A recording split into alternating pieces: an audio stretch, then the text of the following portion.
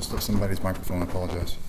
Thank you for being here today for this important press conference.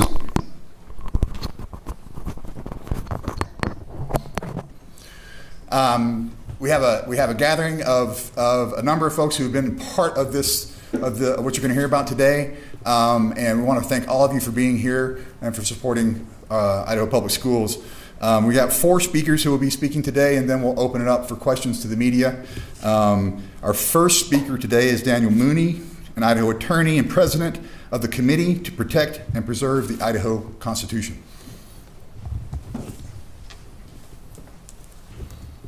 Thank you, Mike. Thanks, everyone, for being here. It's a great group. Appreciate you all.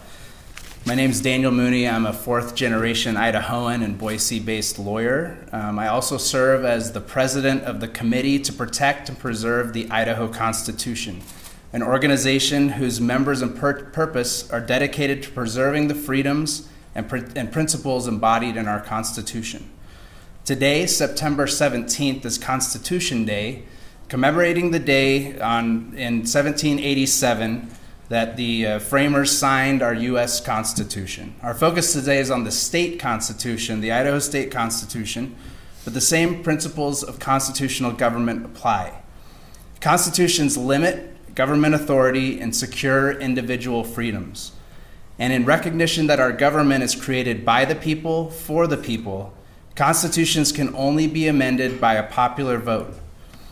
Our committee is pleased to lead a broad-based coalition of Idahoans who believe that the Idaho legislature has exceeded its constitutional authority in adopting House Bill 93, the private school voucher subsidy bill enacted earlier this year.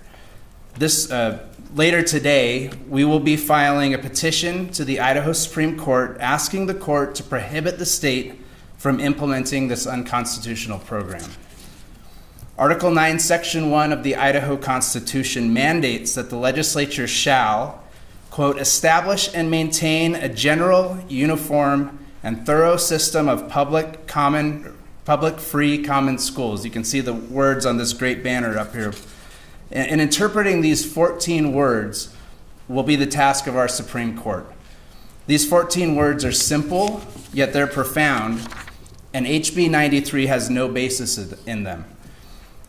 Diverting taxpayer funds to a disparate collage of private schools does not, quote, establish and maintain or even promote a general, uniform, or common system of statewide education. Imposing no meaningful requirements for academic quality or accountability is not thorough, nor can it be even described as a system at all. And subsidized private education is fundamentally not public or free of cost to all Idaho families.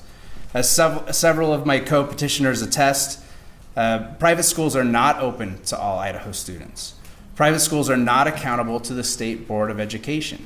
And private schools have no obligation of transparency to the people of Idaho. For these and other reasons, the committee and our fellow petitioners will ask the Supreme Court to invalidate the private school voucher subsidy program adopted by HB 93. Courts in other states have invalidated similar voucher programs based on constitutional language similar to our 14 words, and we trust that our court will reach such a result here.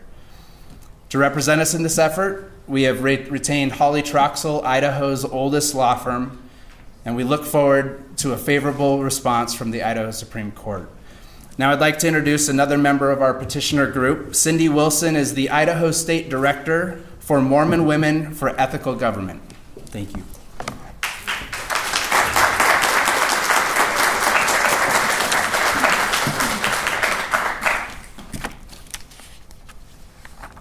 Good morning, everyone, and happy Constitution Day.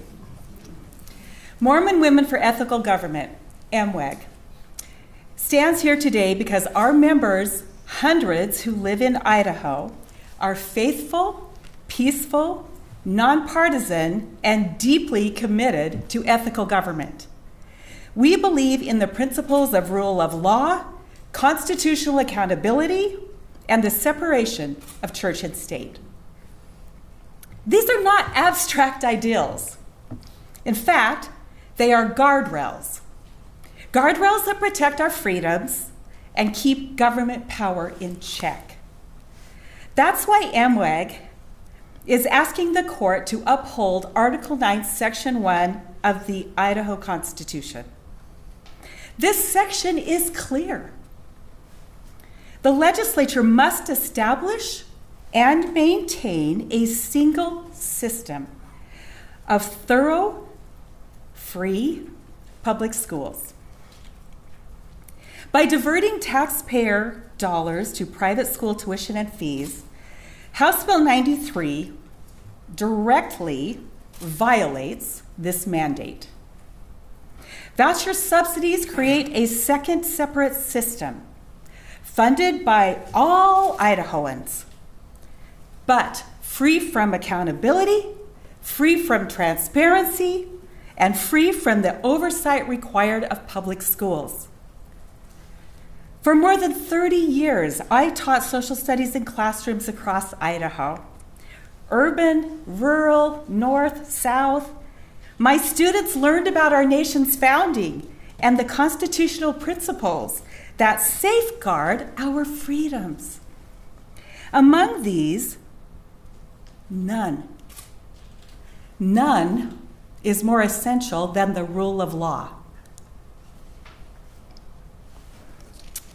When lawmakers ignore or undermine these principles, they betray the trust of the people and they endanger the very foundation of our democracy. House Bill 93 does exactly that. The legislative overreach violates the Idaho Constitution, and it undermines the very rule of law that we work so hard to teach our children. House Bill 93 is not only unconstitutional, it is unjust. It weakens our public schools. It strips resources from the majority of Idaho children. It benefits only a few, but at the expense of all. Idaho's children deserve better. They deserve a strong, unified public school system that serves every student, regardless of zip code, regardless of faith tradition, and regardless of family income. Today, we call on the courts to protect Idaho's Constitution, to uphold the rule of law, and to defend the future of all Idaho's children. Thank you.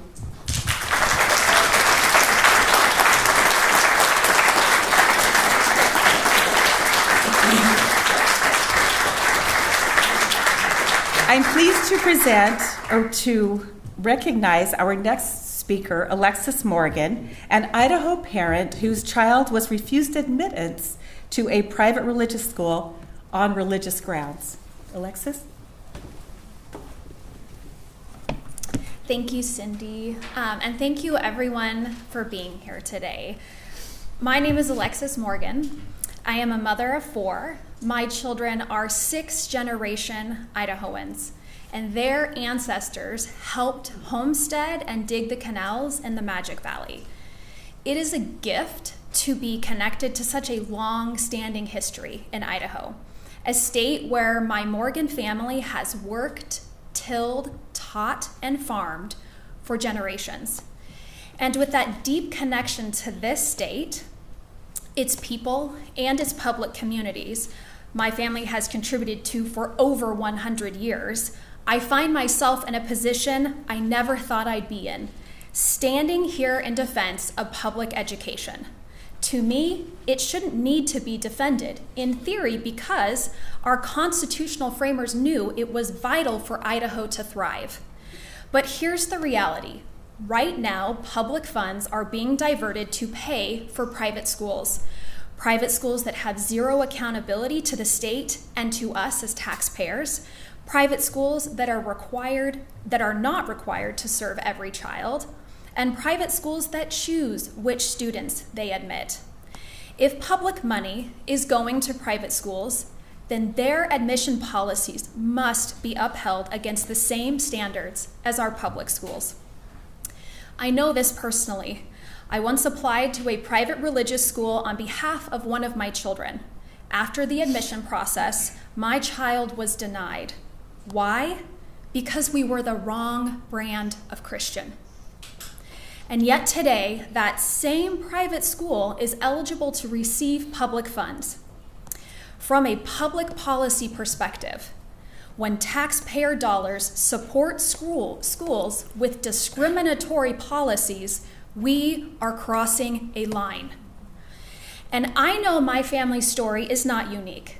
Countless parents have seen their children rejected from private schools because of their religion, disability, or academic scores. While private schools currently have the right to make those choices, we must ask, should they, once taxpayers are subsidizing them? The 94% of Idaho kids who attend our public schools deserve better. They deserve more than words. They deserve to see us as parents, neighbors, educators, coaches, and lawmakers standing together in strong support of them and of public education. Thank you.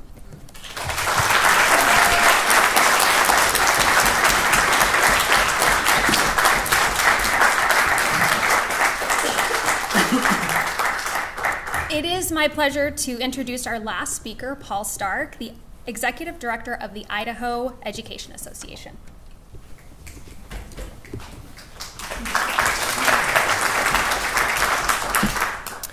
Since 1892, the Idaho Education Association has had one mission: to make Idaho schools the best places to teach and the best places to learn.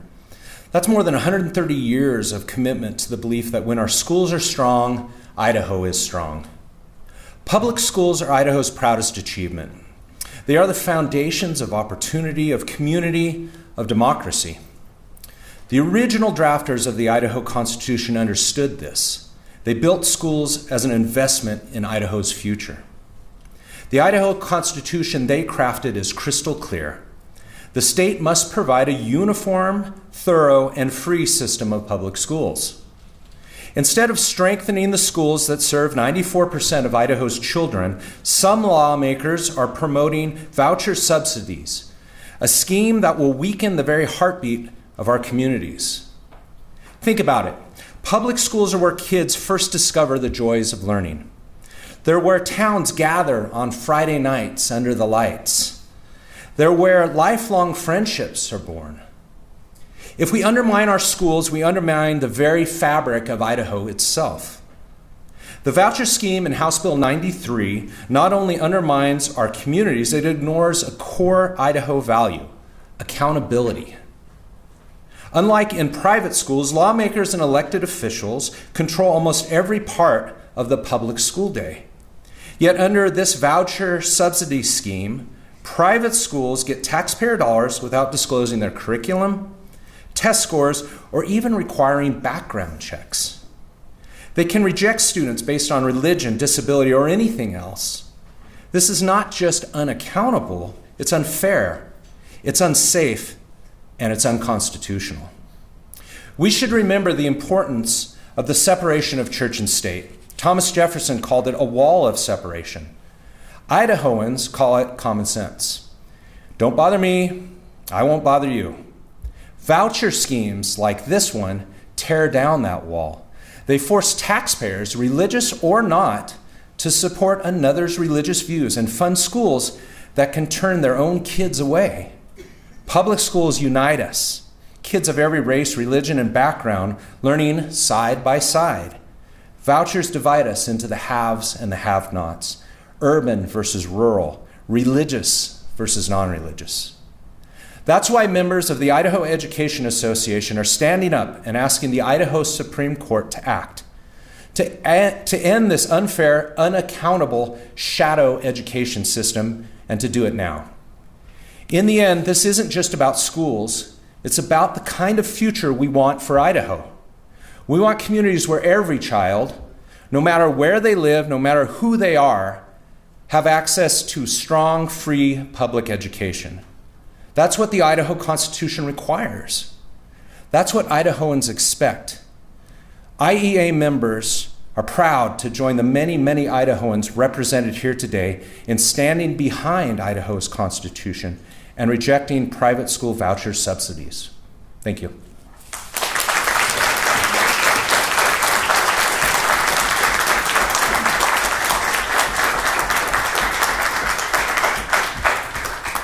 We'll open it up to questions from the media. We have a number of folks here who can answer your question. We also have a representative from Holly Troxel, the firm. So if you guys have any questions, we're happy to answer this. Ryan. Question for Daniel, I think. For the non-lawyers. Hey, Daniel. Can you come to the podium? Sure, and answer? yep. So, Can you just explain why this was filed with the Idaho Supreme Court? I don't know if I want to get too deep into our legal strategy, but I can tell you that the Idaho Supreme Court can take up original jurisdiction in this case, and that's what we're asking them to do. Can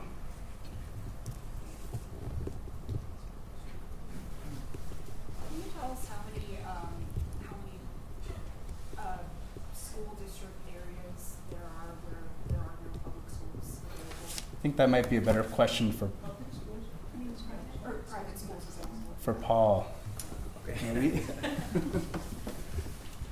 I'm sorry, I can get you that information. I know the State Department of Education has some really great graphics to that effect. What I do know is they're predominantly in urban areas and quite absent. Private schools are quite absent in any rural areas. anything else? Ryan? Another one for Paul. Probably a given that IEA members disapprove of House Bill 93, but did you do any sort of polling on actually joining a lawsuit? I imagine it's not going to be cheap. Yes, we do have a very good handle on what our membership supports. More importantly, though, it's interesting that it was not a year ago that we also polled regular Idahoans. In fact, our polling done by a Republican pollster oversampled likely primary voters in the Republican primaries. And what we found is that given the complete lack of accountability, upwards of 85% or more disapproved of voucher schemes like this.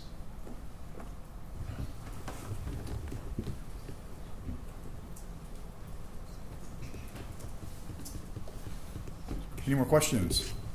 Are you taking questions from the public? Sure. Please, ma'am. I was quite concerned when I learned about how much outside money from for-profit private school systems poured into a Republican lawmaker's campaign to defeat her. And she had been an ally of public education and privately raised $38,000 on her own to be reelected. Her opponent who won raised $2,800 himself, but more than $50,000 was poured into his campaign. Are you concerned that you too will face opposition from outside money interests pushing back against this effort?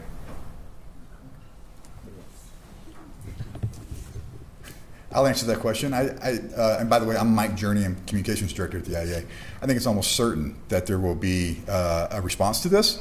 I do believe that, and it's almost a certainty that there will be out-of-state money involved in that. Go ahead. One follow-up. So I think that's the value of this going directly to the Idaho Supreme Court. In one way, there's a lot of political arguments you can make why this program is dangerous or not dangerous for public schools. What I know is that the 14 words in our Constitution are not political, and the Constitution applies to both parties. So I hope that the Idaho Supreme Court will see through those political maneuverings and get to the right result based on the language of the Constitution. Right. Probably another one for Daniel. Looks like you're arguing Article 9, Section 1. I don't see any mention in the news release, at least, of the Plain Amendment. Are you going to get into that in this lawsuit? I don't think that I can comment too deeply on our strategy there. We will be filing the petition today. That will be forwarded to the media. Everyone can obtain a copy and read the arguments. Certainly there's a separation of church and state aspect to the lawsuit. but you'll have to read it in the petition for details. And just a quick follow-up. Yeah. Do you expect this to go to the U.S. Supreme Court? Again, I don't know if I can comment on that. I don't think that would be a potential avenue. This is a Idaho Supreme Court case. We're asking for them to say the final word on what the Idaho Constitution says.